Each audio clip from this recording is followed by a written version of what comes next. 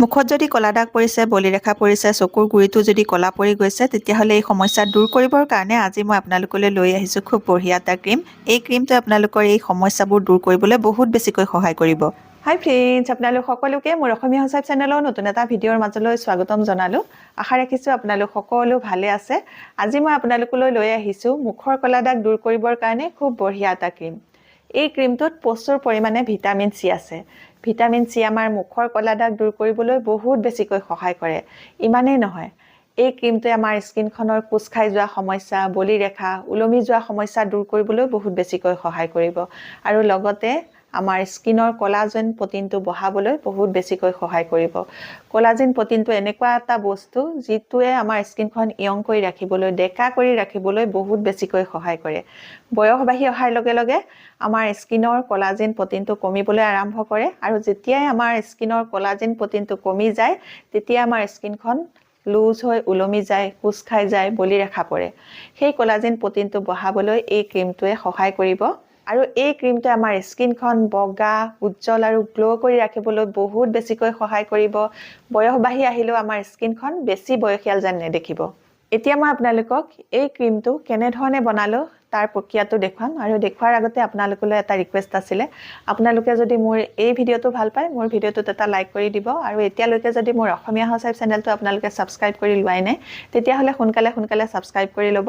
ওচৰতে থকা বেল আইকনটো আপোনালোকে প্ৰেছ কৰি দিব। তেতিয়া মোৰ আহিবলগীয়া সকলোবোৰ ভিডিঅ' নটিফিকেশ্যন আপোনালোকলৈ সোনকালে যাব। সোনকালে মোৰ ভিডিঅ'বোৰ আপোনালোকে চাবলৈ পাব। তে আহক চাওঁ এই ক্ৰীমটো কেনেধৰণে বনাব লাগে, কেনেধৰণে ব্যৱহাৰ কৰিব লাগে চাওঁ বলক। এতিয়া ক্ৰীমটো বনাবৰ কাৰণে মই প্ৰথমে এটা বাতি পাতি লৈছোঁ, তাতে এখন কটন ৰুমাল এনেদৰে দি লৈছোঁ আৰু এই কটন ৰুমালখনতে এতিয়া মই বস্তু কেইবিধমান দিম। প্ৰথমে দিছোঁ এয়া পিঠাগুড়ি। এতিয়া মই পিঠাগুড়ি লৈছোঁ এয়া এচামুচৰ জোখাৰে আৰু এসপ্তাহৰ কাৰণে বনাম, সেইকাৰণে মই কম পৰিমাণে ল'ম বস্তুকেইটা। আৰু এই পিঠাগুড়িৰ লগত এতিয়া মই মিক্স কৰিম অকণমান মেথি গুড়া। মেথি গুড়াই আমাৰ ছালখন টাইট কৰি ৰাখিবলৈ, ক'লা দাগ বা বলিৰেখা কমাবলৈ বহুত বেছিকৈ সহায় কৰে আৰু মেথি গুড়াটো ল'লোঁ মই এচামুচৰ জোখাৰে। আৰু ইয়াৰ পাছত ইয়াৰ লগতে মিক্স কৰিম মই কমলাৰ বাকলি গুড়াটো। কমলাৰ বাকলি গুড়াটোত কমলাটোতকৈও বেছি পৰিমাণে ভিটামিন চি পোৱা যায় আৰু সেই কমলাৰ বাকলি গুড়া মই এচামুচৰ জোখাৰে ল'লোঁ। আৰু ভিটামিন চিটো আমাৰ স্কিনৰ কাৰণে বহুত বেছি ভাল হয়। ভিটামিন চি আমাৰ স্কিনখনৰ ক'লা দাগো দূৰ কৰিবলৈ সহায় কৰে আৰু লগতে স্কিনখন টাইট কৰি ৰাখিবলৈ সহায় কৰে। এতিয়া মই ইয়াতে মিলাম গোলাপ জল। গোলাপ জলটো অকণমান বেছি পৰিমাণে লাগিব।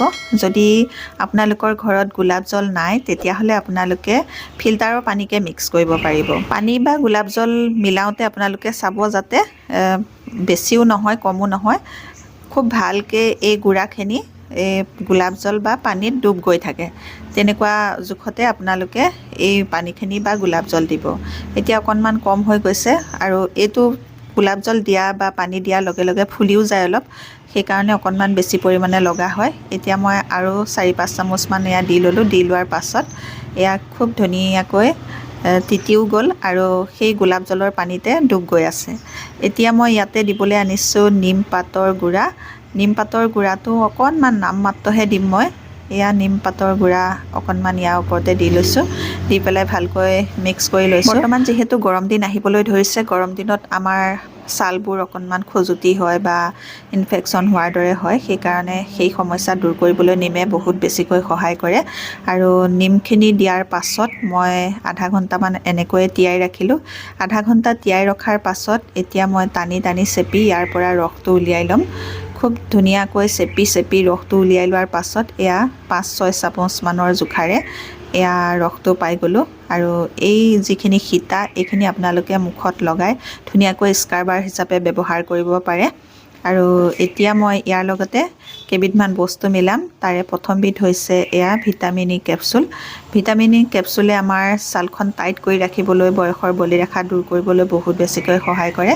এতিয়া মই কম পৰিমাণে বনাইছোঁ যিহেতু, সেইকাৰণে মই এটা ভিটামিন ই কেপচুলৰ অইলটো ইয়াতে মিলাম আৰু যদি আপোনালোকে অকণমান বেছিকৈ বনায় 10 দিনমানৰ কাৰণে বনায় তেতিয়াহ'লে আপোনালোকে 2টা ভিটামিন ই কেপচুলৰ অইল মিলাব লাগিব এতিয়া মই ইয়াতে মিলাম এল'ভেৰা জেল এল'ভেৰা জেলটো আপোনালোকে কিনা এল'ভেৰা জেলেই ল'ব লাগিব নেচাৰেল এল'ভেৰা জেলটো দিলে বেছি দিন ৰাখিবও নোৱাৰে সোনকালে বেয়া হৈ যাব এই ক্ৰীমটোৱে আমাৰ স্কিনৰ কলাজেন যিটো প্ৰ'টিন সেই প্ৰ'টিনটো বঢ়াবলৈ সহায় কৰিব আৰু সেই কলাজেন প্ৰ'টিনটো আমাৰ স্কিনত বাঢ়ি থাকিলে আমাৰ স্কিনখন টাইট হৈ থাকিব সোনকালে ওলমি নাযায় বুঢ়া হৈ নাযায় আৰু সেই কলাজেন প্ৰ'টিনটো আমাৰ বডিত বাঢ়ি থাকিবৰ কাৰণে আমি কিছুমান খাদ্যও খাব লাগে সেই খাদ্যবোৰৰ ভিতৰত হ'ল মুৰ্গী মাংস তাৰপিছত মাছ লোকেল মাছ তাৰপাছত ভিটামিন চি যুক্ত খাদ্য যেনে কমলা আমলখি নেমু টেঙা এইবোৰ আৰু শাক পাচলিৰ ভিতৰত আপোনালোকে শাক পাচলিও খাব আৰু লগতে পালেং শাকটো প্ৰচুৰ পৰিমাণে খাব সয়াবিন কাজু বাদাম এইবোৰ হ'ল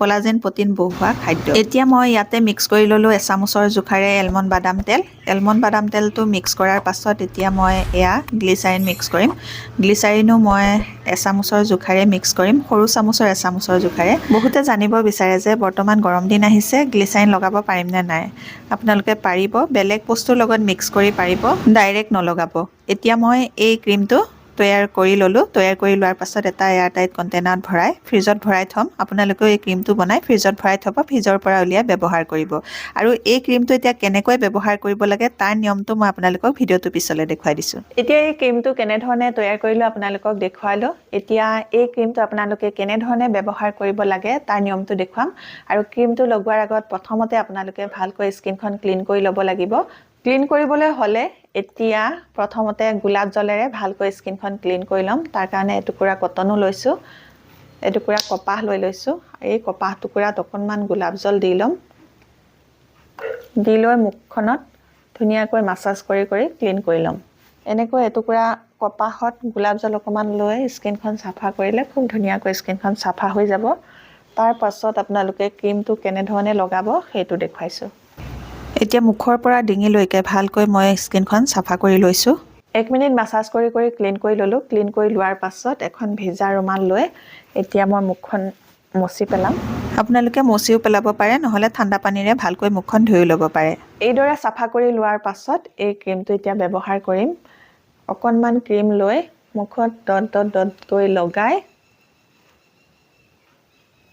2 মিনিট লাহে লাহে সাৰ্কুলাৰ মোচনত মাছাজ কৰি দিম ক্ৰীমটো লগাই আপোনালোকে এনেধৰণে 2 মিনিট লাহে লাহে সাৰ্কুলাৰ মোচনত মাছাজ কৰি দিব এনেকৈ মাছাজ কৰিলে আপোনালোকৰ স্কিনত ব্লাড সাৰ্কুলেশ্যনো হ'ব আৰু লগতে আপোনালোকৰ স্কিনত এই ক্ৰীমটো ভালকৈ এবজৰ্ব হৈ যাব এতিয়া মই খুব ধুনীয়াকৈ গোটেই মুখখন ভালকৈ মাছাজ কৰি লৈছোঁ এনেধৰণে ক্ৰীমটো লগোৱাৰ পাছত স্কিনখন খুব ধুনীয়াকৈ গ্লো হৈ যোৱাৰ দৰে লাগিব এই ক্ৰীমটো ৰেগুলাৰ ব্যৱহাৰে আপোনালোকৰ স্কিনখন বহুত বয়সলৈকে য়ং কৰি ৰাখিব টাইট কৰি ৰাখিব আপোনালোকৰ স্কিনখনত খুব ধুনীয়াকৈ গ্লো আহিব স্কিনখন বগা কৰি ৰাখিবলৈ কলা দাগ দূৰ কৰিবলৈ বহুত বেছিকৈ সহায় কৰিব আজিৰ এই ভিডিঅ'টো মই আপোনালোকক খুব বঢ়িয়া এটা ক্ৰীম তৈয়াৰ কৰি দেখুৱালোঁ যিটো ক্ৰীমে আপোনালোকৰ মুখৰ কলা দাগ দূৰ কৰিবলৈ বহুত বেছিকৈ সহায় কৰিব স্কিনখন গ্লো কৰিবলৈ বগা কৰিবলৈ সহায় কৰিব বলিৰেখা কমাবলৈ সহায় কৰিব স্কিনখন টাইট কৰি ৰাখিব আপোনালোকে আজিৰ এই ক্ৰীমটো নিশ্চয় ভাল পাইছে যদি ভাল পাইছে মোৰ ভিডিঅ'টোত এটা লাইক কৰিব মোৰ চেনেলটো ছাবস্ক্ৰাইব কৰি আপোনালোকৰ ফ্ৰেণ্ডৰ লগতো এই ভিডিঅ'টো শ্বেয়াৰ কৰি দিব নতুন এটা ভিডিঅ'ৰ সৈতে নতুন বেলেগ টিপছৰ সৈতে আপোনালোকৰ মাজলৈ আকৌ আহি আছোঁ তেতিয়ালৈকে নমস্কাৰ আজিলৈ আহোঁ